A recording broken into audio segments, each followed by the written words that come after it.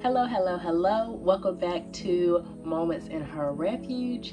I am Lady Shanika Barnes and I'm super duper excited to have you join me on today. Before we jump in this video, do me a quick favor. If you haven't already, subscribe to my channel, like this video, and do not forget to leave a comment. Today starts our new series called Being a High Value Wife, and I'm super duper excited to start this series. When God led me to start this series, I was like, God, I haven't been married that long. As many of you know, if you watch previous episodes, this upcoming April will make 4 years for me and my husband. So I was like, I didn't feel qualified, right? Like, I don't have 10 years in, 20 years in, 30 plus years in. So God, why are you calling me to this, right? And he reminded me that he does not call the qualified, but instead God qualifies the call. Amen. So let's jump right into this video. Today's video, as you can see from the title, is called 4 Ways You Can Keep Your Marriage Sweet and Spicy. Tip number 1 is to go on date nights. Yes, date nights still matter in a marriage. Now, listen, I understand that you're busy. You both work. You have kids. You may even be pregnant right now. And you may have so much going on in your life, whether it's ministry, whether it's running a business, whether it's working at your job, whatever it is. I understand life is very busy and hectic for me and my husband. So I can only imagine how it is for you and yours, right? But I want to encourage you, a good way to keep your marriage sweet and spicy is to go on date nights. Just because you're married, just because you have a few years in, does not mean you should stop dating each other, right? And I love this because my husband, he still pursues me to this day, right? He still desires to take me out on dates. He still desires to put a smile on my face and vice versa, right? I still desire to get to know my husband. I still desire to get to know this new version of him. Although right? We've been married for a few years, we are not the old version of ourselves, right? I'm not the old Shanika I was just 3 years ago, and he's not the old Justin that he was just 3 years ago, right? So we still make it a priority in our marriage to get to know each other, right? You should be evolving. You shouldn't be the same person you was years ago, or when you guys started dating, or when you guys first got married, right? If it is, something may be a little wrong, right? And one of y'all may be a little frustrated with the other, right? It's healthy to grow and evolve in a marriage as a person, as individuals, right? So it's some things that I used to like to do years ago that I may not like anymore, and some things he used to like to do years ago that he doesn't like to do anymore, right? So that's why it's so important to date each other, so then you can spend intentional quality time with each other. And when you go on dates, I want to encourage you to put your phones down, right? Now I understand have important people calling you. You may have things related to work or ministry that you may have to take care of even while you're off the clock. But I want to encourage you, when you go on date nights, be intentional about being present for your spouse. Your spouse deserves your undivided attention, and if he sees you're giving your undivided attention, 9 times out of 10 he's going to strive to give his, right? Tip number 2, it goes along with the first tip, right? And that is to communicate with each other in a respectable way. It's so important to communicate what you like and what you dislike, right? In a very respectful way. Now, I understand that in marriage, every marriage you have your disagreements, right? In every marriage, 9 times out of 10 you argue, or if you argued in the past, right? But something has helped me and my husband when we find ourselves disagreeing on something, we have learned how to be okay with agreeing to disagree, right? And when it comes to communicating with your spouse, it's very important the way we communicate, right? Because if we communicate in such a rude manner, right, in a loud tone and in a hateful way, how can he listen to your heart? How can he listen and receive what you're saying to him? Things that's concerning on you, right? Situations and problems that may arise in your marriage. But if you're being rude, if you're being hateful, if you're being mean to him, let me tell you, 9 times out of 10, your husband is going to shut down. Men, sometimes when we become a nagging wife, and when we are, when he feels disrespected, right? Because women, 9 times out of 10, we desire love, right? But men, they desire respect. So if they feel disrespected, 9 times out of 10, they're going to shut down. They're going to hear you, but they may not be listening, which is why you may be going through the same cycle, the same situations. You don't see any change because he feel disrespected, right? He felt disrespected weeks ago, months ago, years ago, when y'all talked about that same situation, and you find yourself back at square one. And you think he heard you, although he said, okay, yeah, all right, all right. He heard you, but he wasn't listening. So it's important that you communicate to your husband in a respectful way. Now, I get it. I understand you may feel unappreciated. You may feel like you're not being valued. You may feel like you're not being loved. But baby, that's the tactic of the enemy. He wants you to focus so much on your needs, right? Your desires, right? Which you're not getting, and how you're being treated. And you're so focused on that that you cannot even focus on your husband needs. You can't even focus on hearing him out because you feel like he's not hearing you out, right? So it's a constant war. It's constant tension, and you're both beginning to shut down, right? You find yourself disrespecting him even the more, and you find yourself feeling like you're not even being loved and appreciated by him, and that's because you're not communicating in a manner that he feels respected and you feel loved. So what do you do when you feel unappreciated and he feels disrespected? Come on, what do you do? How do you handle it? I'm gonna share this tip. Me and my husband, when we do counseling or talk to couples, we give this advice, and it's not in my notes to share, but I'm gonna share. We dock the boat.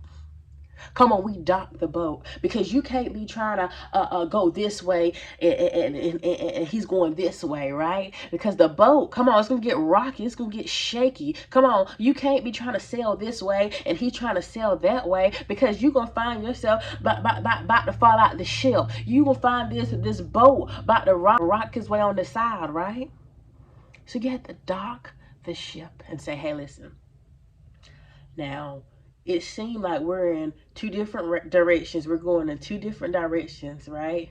So we need to stop and dock this ship and communicate. Let's communicate our needs. Let's communicate things that's been bothering us. Let's communicate things that's been wearing us. Let's communicate these things. Let's talk these things out. Let me hear what you like. What you don't like. What is it? Some things that I do that may irk your nerves. What are some things that I say that may get under your skin? Come on. Because if I love you, I intentionally ain't trying to hurt you. But sometimes the enemy can play in our mind. As women, we are emotional creatures naturally, that we find ourselves offended, right? We get in offense mode and we find ourselves attacking our spouse. But that's not the way of the Lord. Come on, that's not a godly marriage. That's not being a godly wife. So you have to say, hey, babe, let's dock this ship. And sometimes when you talk this over with your husband, he may say, okay, babe, let's take a moment and dock this ship. And dock this ship may looks like, okay, let's take a breather. Let's take a moment to ourselves to calm down, to really think, and come back together and talk about these things.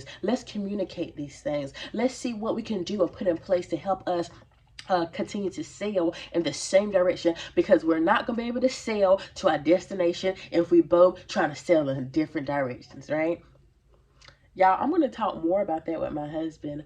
Hopefully one day soon, me and him will be able to set aside a time to really teach on that even more. But I just want to talk about the surface of that, because baby, oh man, when he joins me on that topic, on that subject, we're going to go deep. We're going to go deep. So be on the lookout. If you haven't, subscribe, because honey, let's go to our next tip.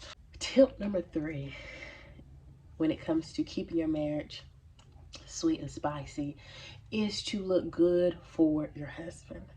Now, I get it. Some of you may be a stay-at-home mom. Some of you may work from home, especially when the pandemic happened. I know that many of you started working from home, right?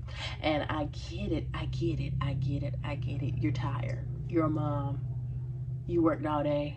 You don't even feel like, especially if you work from home or you run a business from home and people don't really have to see you. I get it. You don't feel like getting up looking good because, I mean, you done took care of the kids all night and you done got the kids ready for school. Now you're focused on just getting your work and tasks done throughout the day, right? But honey, sis, listen. It's so important for you to look good for your spouse. Listen, men are visual creatures, right? They like what they see. They like to see their wives look good. And I understand you're not going to be able to look good every day, right? Because life happens. But you should be striving to at least try to, as much as possible, get up and look good for your husband.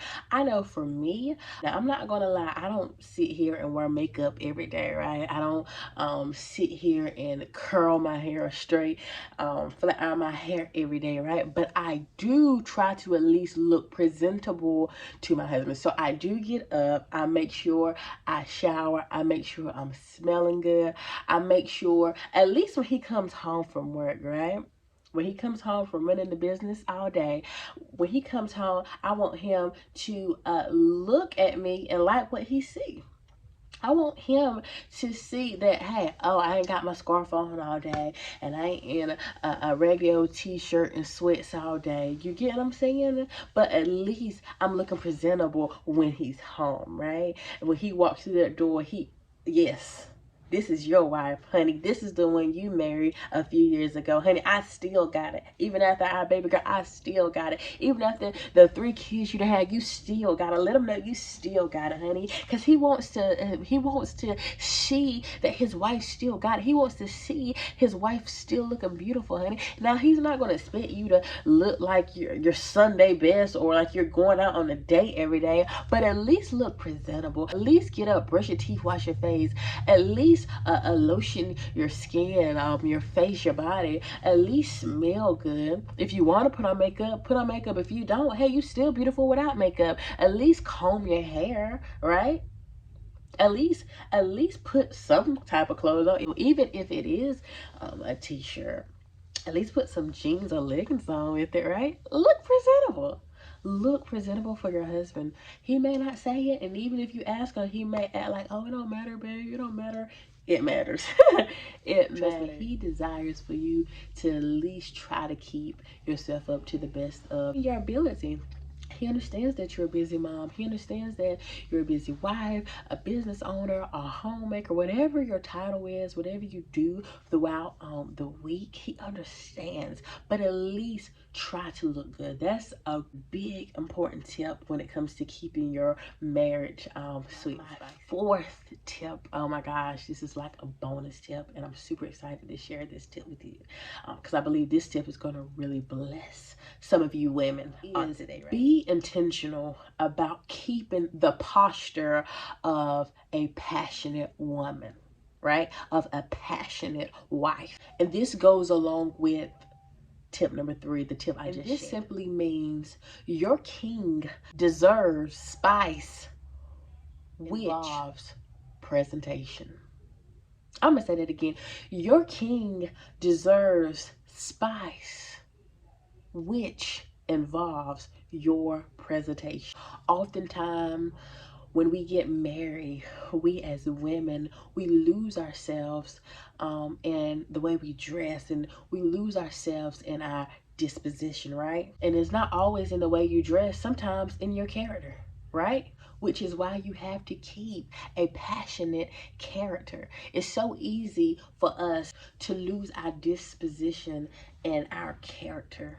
We become, with all the many hats God has blessed us with, it's so easy to become frustrated. It's so easy to become irritable. It's so easy to become rude, right? You're not meaning to be this way. You don't even realize you're this way but your husband do.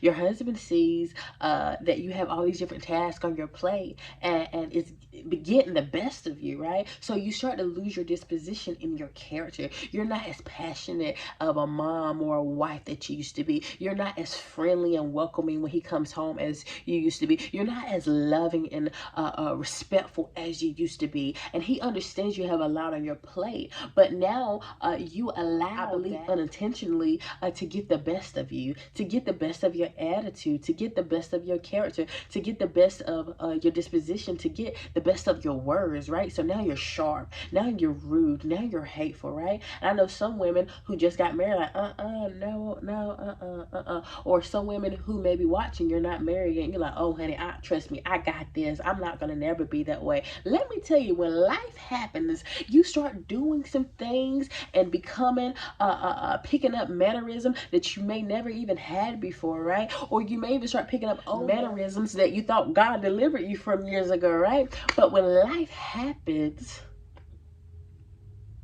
you begin to change, right? Because the weight begins to become so heavy and you feel like you're losing yourself, right? You feel like life is just not the same for me anymore, right? I feel like being this title that I pray for as a wife and a mother, right? And even as a business owner, it's getting the best of me, right? Ministry is getting the best of me, right? It's getting weighty, right? And because it's getting the best of me and it's getting weighty, and I don't even realize that I'm changing in my disposition, but my husband do, right? My kids do. I'm not the same happy mommy that I used to be. I'm not the same happy wife that I used to be. And it's so easy to lose your disposition.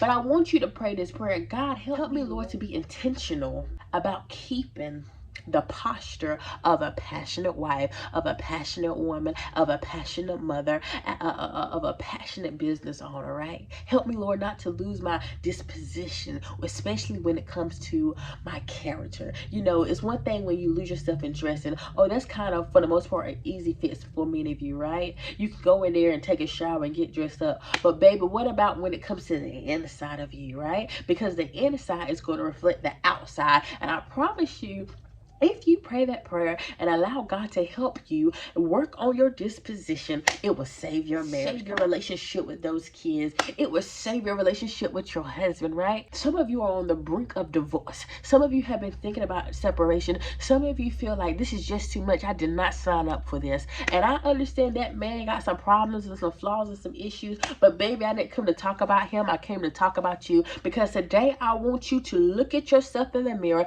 in the spiritual mirror, and ask God to help you fix your disposition. Because baby, if he can work on you, I promise you, if you allow God to work on you, he will be your husband and you won't even know it. But you gotta allow God to work on you from the inside out. Now, I went over my time.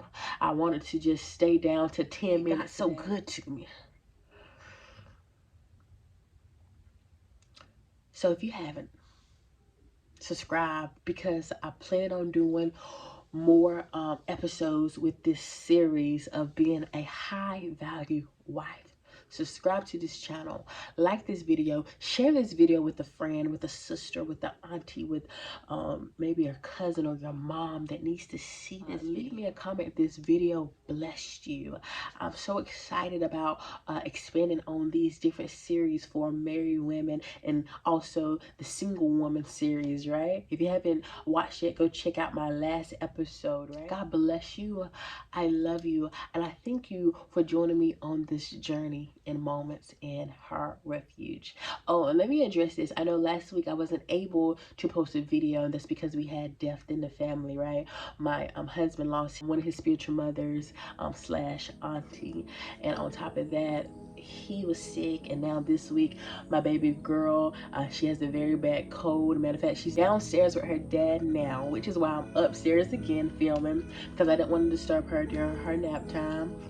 I just wanted to get up here and shoot this video really quickly. You are blessed by this. Comment below videos that you would like for me to teach on in the near future. God bless you.